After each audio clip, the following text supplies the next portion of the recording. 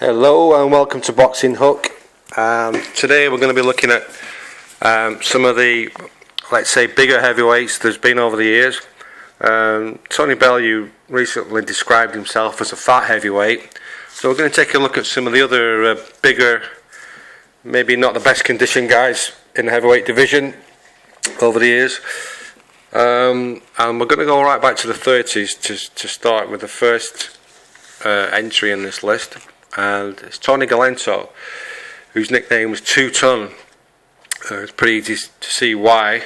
This guy had over 100 fights back in the late 30s.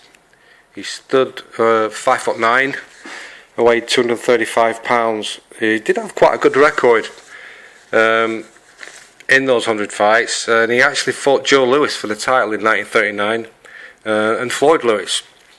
But Lewis was so embarrassed by being floored by Galento, he gave him a bit of a merciless beating from then on. It's pretty interesting characters, Galento. He apparently trained on cigars and beer for upcoming fights, although for Lewis apparently he did take a couple of days off from drinking and smoking. Didn't do him a great deal of good, but he did floor Lewis, and that's probably his main claim to fame. And we're going to move on now to Don Cockle, who was a fighter.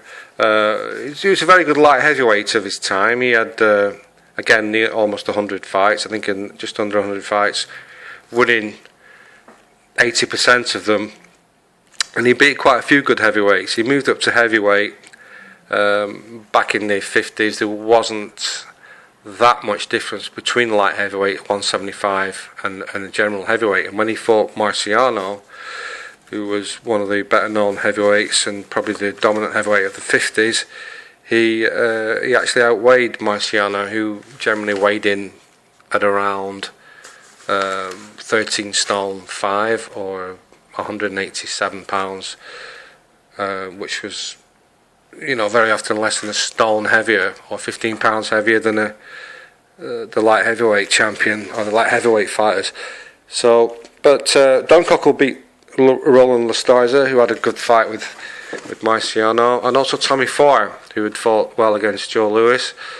So anyway, in the May 1955, he weighed in 14 stone 9 to Rocky's 13 stone 7, although he was carrying quite a bit of extra weight around his midriff. But he did take a terrific beating from Marciano. Savage caveman style beating he took. He was never the same since. He retired in a year later, actually in 1956.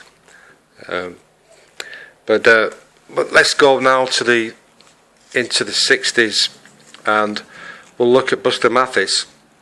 His son actually became a fighter as well as a heavyweight. He fought Mike Tyson and lost, I think. But he was a decent fighter, was Buster Mathis. Actually beat Joe Frazier for a place in the Tokyo Olympics in 1964, although through injury he couldn't compete in the Olympics, and Frazier took his place and went on to win the gold medal. But he was a good journeyman. He, as you can see from the tailored tape here, he was no lightweight at 255 pounds for this particular fight against Ron Lyle. But he fought like many of the fighters did in the 80s, 70s, against the top opposition. Frazier, Ali, he lost to those. He lost to Jerry Quarry and Ron Lyle, but he was always in there, hanging in there with the best fighters. And he was a decent journeyman. If we look now ahead from that, and still in the 80s, going into the 80s, we'll look at Greg Page, who came from Louisville, Kentucky, like Muhammad Ali did. Now, he was former WBA champion. He was due to fight Larry Holmes for the WBC title, but Holmes vacated the title rather than fight Page. Whether that was his reason for vacating, probably not. But this is when Holmes decided to go with the IBF version and really breathe life into that organisation, when there was just the WBA, WBC previously. But he was a good fighter, was Page. He's one of those fighters that like could have been maybe he could have been a lot better. He did lost actually the WBC title with it that Holmes vacated against Tim Witherspoon. He lost that on points. That was in 1984. But he put in a superb performance against the rated Jerry Katsia for the WBA title. And then he lost to Tony Tubbs. So he's a very inconsistent fighter. But at his best, he could be a handful for everybody. But later in his career, he was pretty less into training by the looks of it. He was pretty out of shape in a lot of his fights. But he did have an impact on the division. He was one of those kind of journeymen, and he spent a lot of time sparring with Mike Tyson. So Mike Tyson probably learned a lot from him. He did make a comeback at age 40, probably because of lack of money. He beat Witherspoon. He got a revenge win against Witherspoon. I think it was 1999, was it? Which he won that one. So he's one of those guys that fought everyone around, winning some, losing some. And as we've mentioned, Tim Witherspoon, he's another character that you could say, well, he could have been one of the best. He could have been really right up there with. But again, he's inconsistent performances really, along with Page, Witherspoon, and Tubbs. He was part of a trio of kind of out of shape fat heavyweights. But he wasn't always like that. He worked his way up. In '83, he fought Larry Holmes for the title, and he lost by split decision. And a lot of people thought he'd won that fight. He had a lad, Larry Holmes, out on his feet in round 9, I think it was, and a very hotly disputed majority decision, or split decision for Holmes in that one. But he was in good shape for that one. And then later on in his career, he beat Greg Page for the WBC title, as you mentioned. And then he wasn't the only one in 1984 to fall out with Don King, as Greg Page had, and many other fighters of that time. And I don't know, it's a lot of fighters seem to go a bit off the rails when Don King fell out of favour with them. Don King had heavy influence with WBC. Anyway, his next fight, he lost to Pinkland Thomas, his first defence for the WBC, and then he bounced back and beat Tubbs for the WBA in 1996. I think his first defence was against Frank Bruno in the UK. He looked way out of condition in that fight, and if you looked at the two fights together, you'd say there's no way this guy's going to beat Bruno. He looked in top condition, in chiselled condition. But Witherspoon used his skill and his experience to win that fight. We KO'd Bruno, I think it was round 11.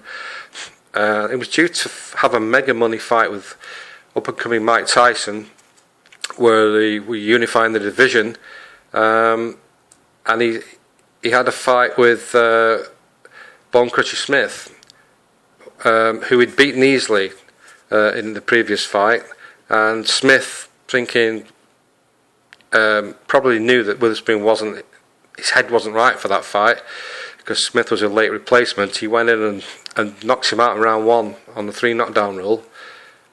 So that's Witherspoon again is one of those fighters that could have been a lot better than he had, but it's just lack of consistency with his mental attitude and also his training, I think, as well. The third fight of that series of 3 kind of chubby heavyweights, Tony Tubbs. Tubbs' name suits him by the looks of him. You can see that he wasn't always in the best condition, or if ever. He didn't look like he'd done too many sit-ups, for example. But he's one of those that could have been okay in any era. He was a bit of a throwback. He wasn't the biggest puncher, but he was a good fighter. Again, one of those fighters from that era that won some and lost some. And he fought, again, the majority of fighters out there, they all seem to fight each other in the 80s and the 90s. It doesn't seem to happen as much nowadays, but let's take things to another level altogether now with this guy Butterbean, real name Eric Etch. Now he stood 5'10", I think, or 5'11", and weighed over 400 pounds, 425 I think he was listed at. So again, he was twice the weight of what a heavyweight probably was weighing in at around that time. He later went into MMA. Now, it's not big on skill, as you can imagine, but he was durable. The only fighter really of note he fought, or one that would be remembered in heavyweight history, would probably be Larry Holmes. The comeback in Larry Holmes in 2007. I think he lost a unanimous decision to Holmes. Didn't really make a lot of impact in that fight, but he does make Tony Galento look like a hard trainer, if you think about it. But he's just one of the characters of the heavyweight boxing scene that's been. Now this character here, Tony Thompson, not particularly what you call a fat guy, but he's another Tony. Strangely enough, out of the 9 fighters featured, 4 of them are called Tony. I don't know what that tells you. Probably nothing, but not exactly the best conditioned athlete. He fought Vladimir Klitschko twice for the heavyweight title. Got stopped late in the first one and then a bit early in the second one.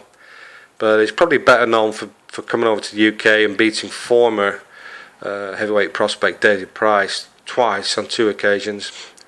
But more recently he's lost to Malik Scott and Luis Ortiz. But he's a decent journeyman, if nothing else. We're going to go to the last fighter on this list, Tony Bellew. The guy that he classed himself as being fat, so he's the 4th Tony on the list. Like I say, he's not really fat, but that's how he described himself. But the guy does have underrated boxing skills. He's just coming good late. It's not coming good, but he's coming better. He's having a better end part of his career than he's had 4 really good KO wins, I think. He's beaten David Haye, which was a huge underdog. I know Haye had a slight injury, well, quite a big injury actually, but will he stay at heavyweight? Probably. That's where the money is. And Bellew's got the time to acclimatise and maybe get in better shape. Maybe he's going to be coming, maybe he's got next fight and look a bit more like David Haye. But anyway, time will tell. But good luck to Tony Bellew. Okay, that's the end of this video. Thanks for watching. Click the like button if you like, and subscribe if you feel so inclined. Okay, thanks for watching. Goodbye.